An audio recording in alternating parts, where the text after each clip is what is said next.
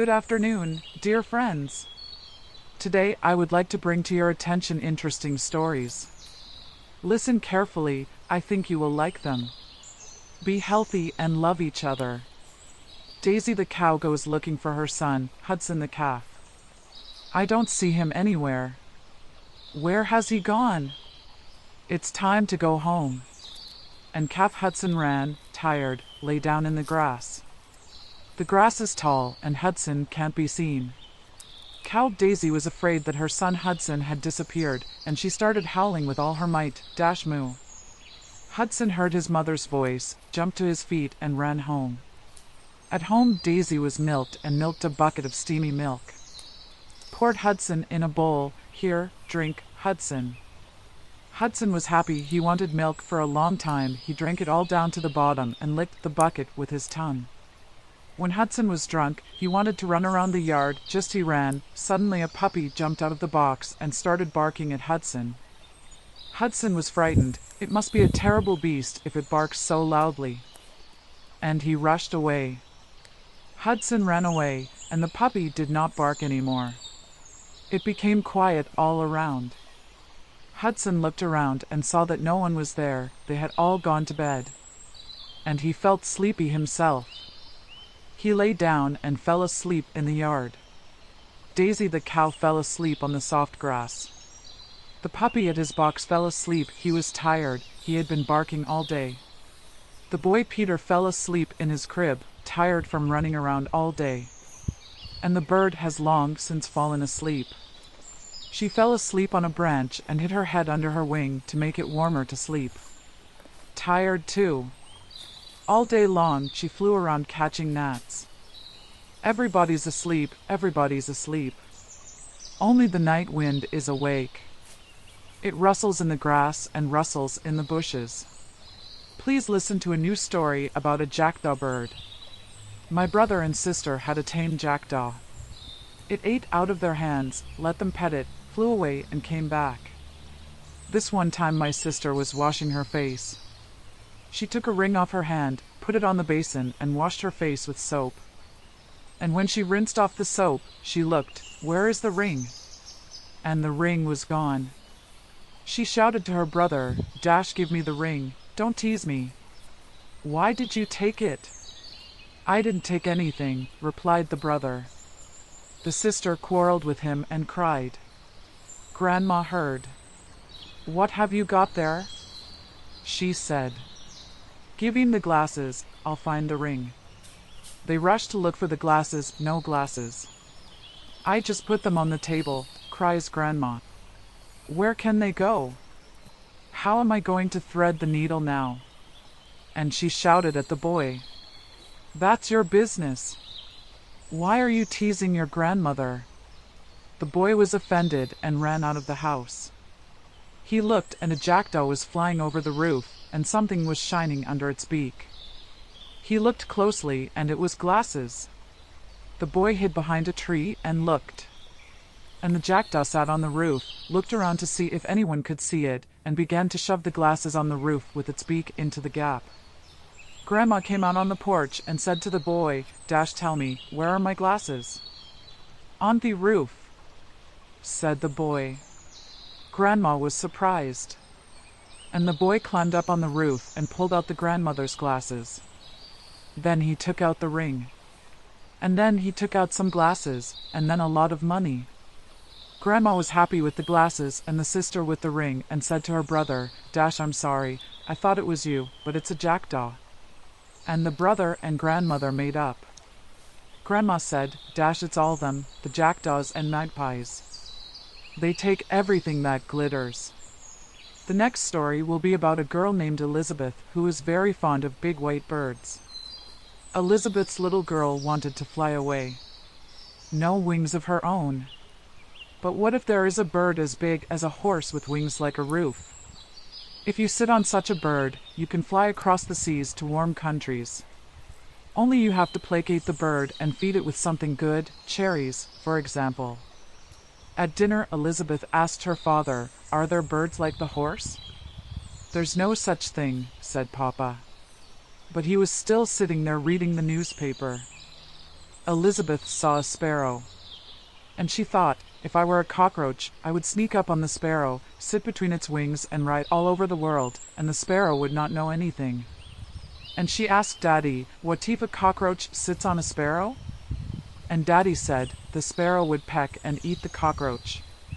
What if, Elizabeth asked, an eagle grabs a girl and carries her to its nest? An eagle can't pick up a girl, said Daddy. Would two eagles carry her? Elizabeth asked. And Papa said nothing. He's sitting there reading the newspaper. How many eagles do you need to carry a girl?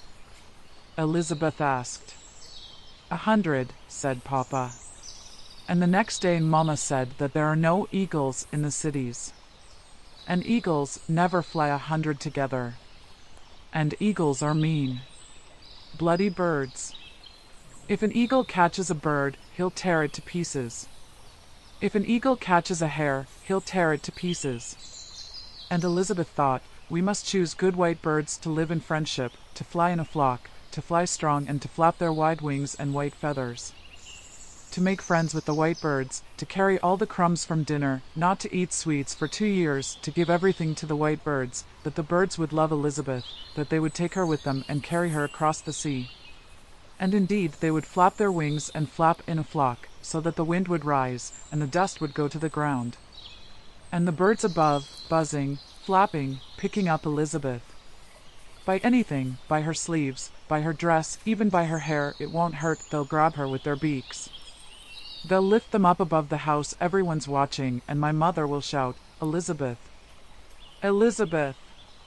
And Elizabeth just nods her head and says, goodbye, I'll come back later. I guess there are birds like that in the world.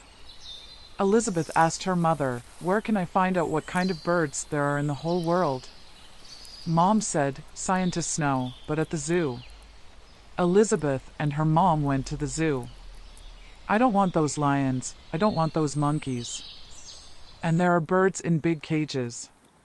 It's a big cage and you can barely see the bird. Wow, it's a small one.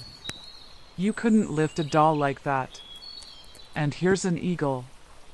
Oh, it's so scary. The eagle sat on a gray stone and tore up the meat. He would bite, tear, turn his head. Its beak was like iron pincers. Sharp, strong, hooked. The owls were white. Eyes like big buttons, a fluffy face, and a sharp beak hidden in the down. A sneaky bird. Cunning. Mommy says, oh, and never gave her a finger. And what kind of birds Elizabeth doesn't know, maybe parrots, white ones, wings sharpened, flapping like fans, long noses, flying around the cage, unable to sit still, and all of them of a tender color. Mommy pulls my hand. Let's go, she says. And Elizabeth cries, stomping her foot.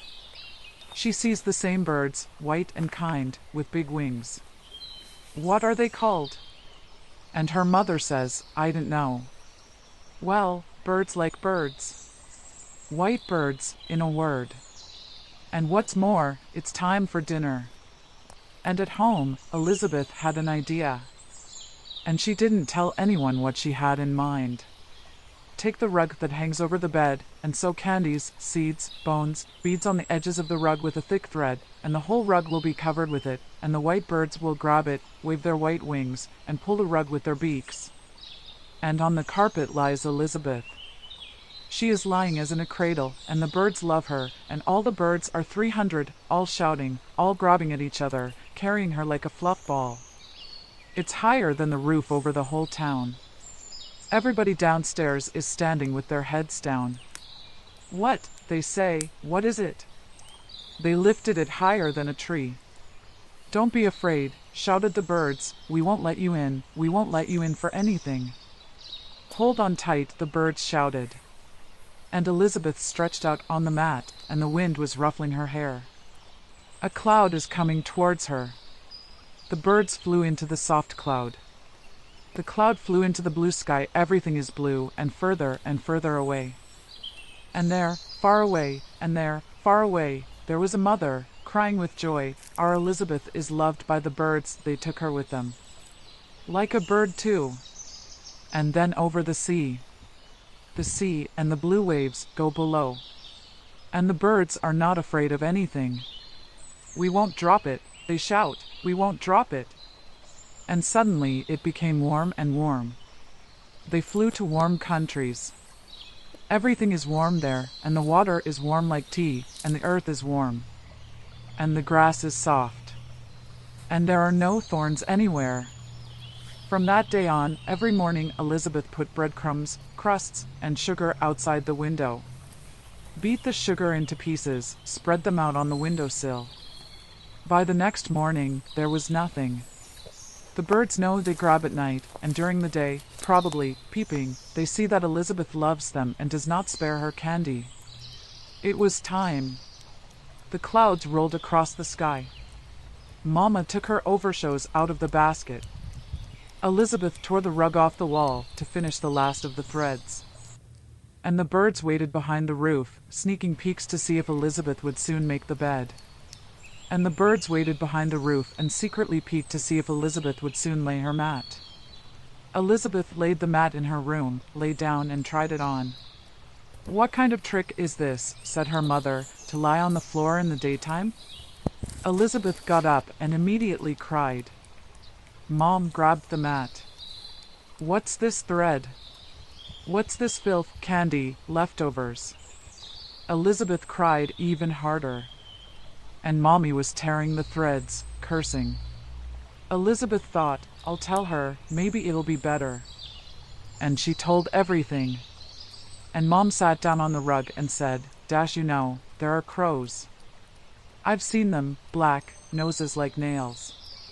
They're mean, they snatch chickens.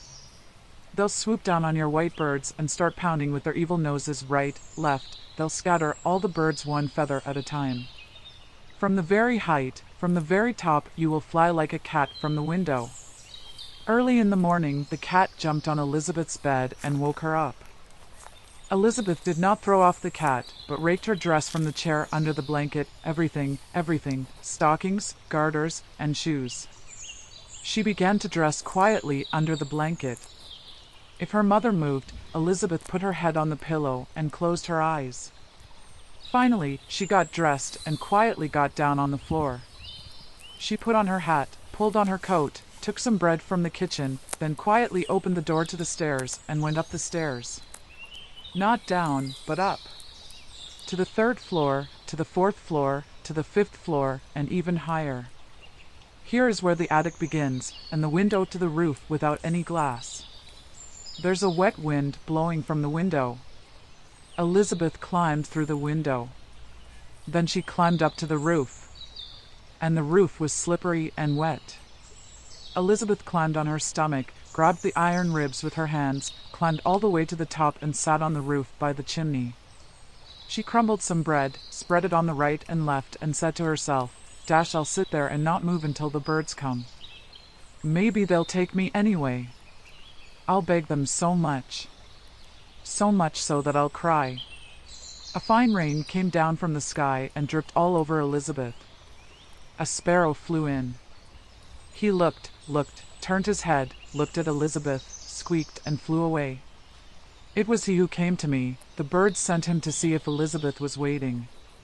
Now he'll fly back and say he's waiting. Here, thinks Elizabeth, I will close my eyes and sit like a stone, and then I will open them, and all around will be birds and birds. And Elizabeth sees that she is not on the roof, but in a gazebo. And birds fly to the gazebo, with flowers in their beaks, they plant flowers all over the gazebo. And Elizabeth has flowers on her head and flowers on her dress, and in her hands is a basket, and in the basket is candy, everything she needs for her journey. And the birds say, it's scary to go by air. You'll go in a baby carriage. Birds will harness instead of horses, and you don't have to do anything, you sit and hold on to the backrest. Suddenly Elizabeth hears thunder. Hurry up and fly, birds, there will be a thunderstorm now. The birds flapped their wings with all their might, but the thunder grew stronger and closer, and suddenly Elizabeth heard, there she is. Elizabeth opens her eyes. It's Daddy walking on the roof. He is walking, bent over, and the iron rattles and claps beneath him. Don't move, Daddy shouts, you'll fall. Daddy grabbed Elizabeth across the belly and crawled off the roof. And Mommy is standing below. She has her hands under her chin, and tears are dripping from her eyes.